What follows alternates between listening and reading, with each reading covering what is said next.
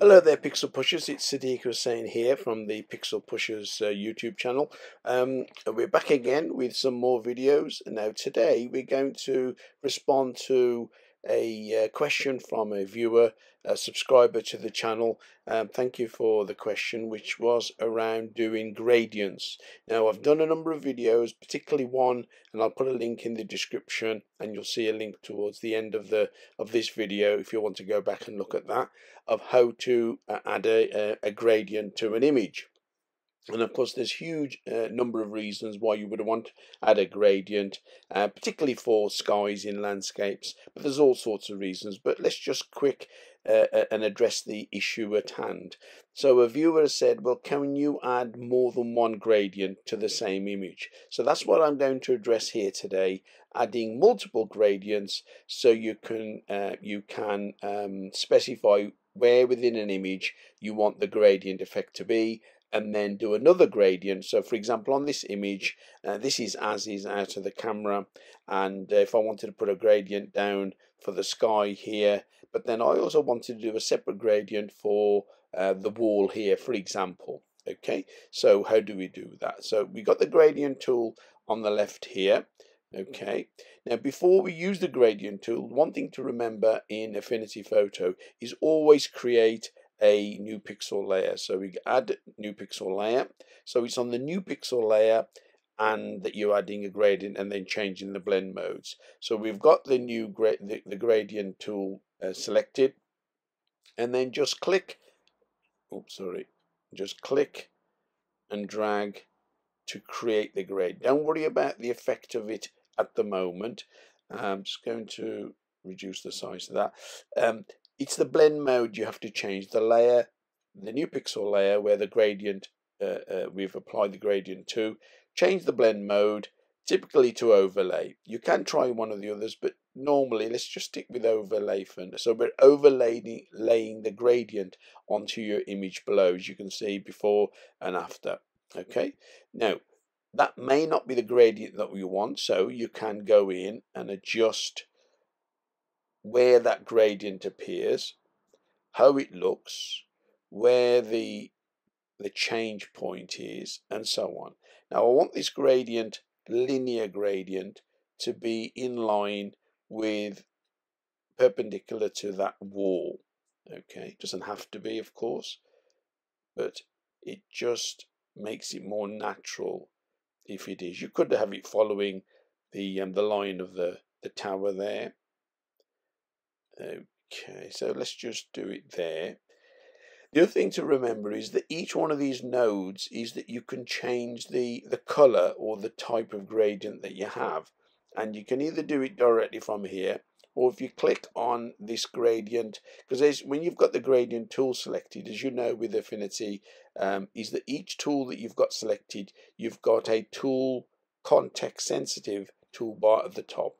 So for the gradient tool, you've got various variables at the top here. So we click on that symbol, which is the gradient. It basically tells you it goes from light to dark. So light to dark, so you want it darker at the top of the sky to make that sky bluer.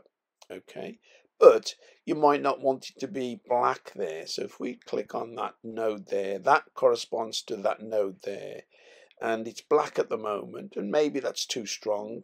We can bring that to grey, say about there, and then the white node, which is this one down here, you might not want it to be white, you might actually want it to be grey. So white gives you no effect and grey gives you some effect, and you might want to have it around about there, let's say. Okay, let's do it before and after now. So that gives you, let's just increase the size of that, what that gradient, how that gradient is having effect on the image. It's certainly bringing out the colours, boosting the colours of the sky and the tower at the top, and that's quite a good effect. But it's not affecting the wall down here, because we didn't affect the wall, because the bottom of that gradient was white here. Okay, had it been a different color, or if we moved this node up, it will have an effect. Okay, or move it down, it will have an effect. But that's a choice we want to make. If we wanted to add a second gradient, all we do is add a new pixel layer again. Make sure the gradient tool is selected again, which it is, and then draw a new gradient, but down the bottom. You can reposition it again. Before you do any repositioning, let's just change. Let me just move this image up here a little bit so we can see it a bit better. Change the blend mode of that gradient to overlay again. Okay, so that gradient here,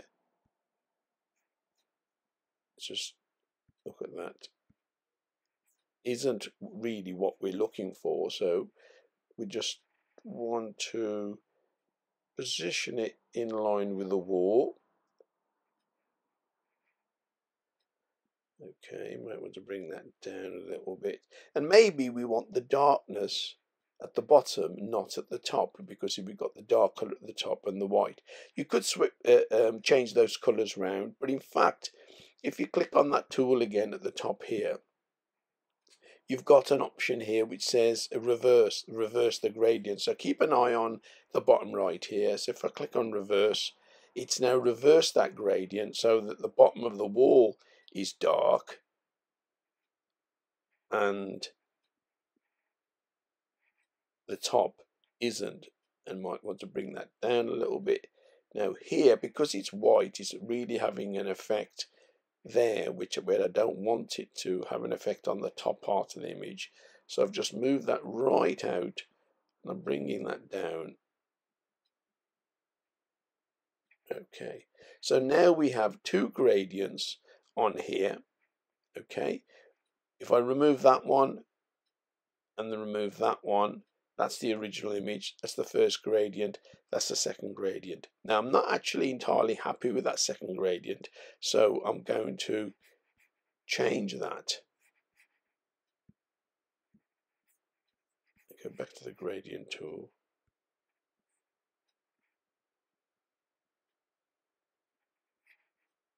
Okay, reverse that and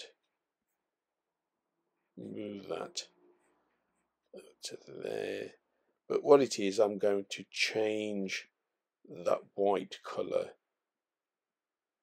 at the top here and change it to a grey. So go back to here, the white color here in the gradient, change that to say grey.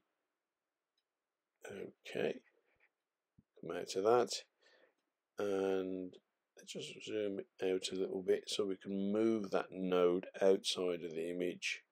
Move that node maybe outside of the image.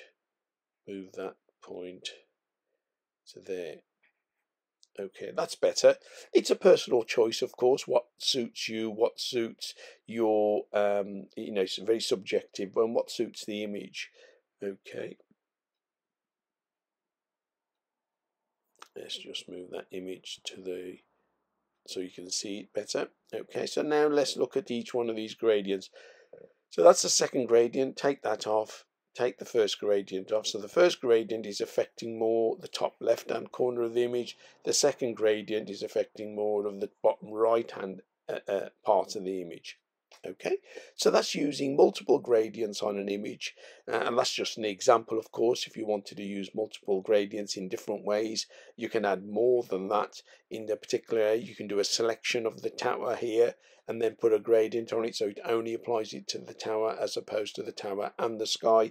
But of course, the options are limitless once you get the basic principle. So in short, the answer is you can do multiple gradients on a single image if you so wish. Thank you very much. Thanks for watching, and look out for more videos coming at the end of this year and also in the new year 2023.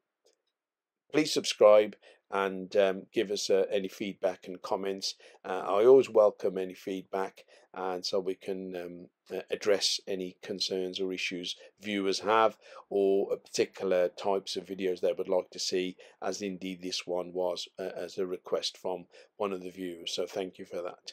See you next time.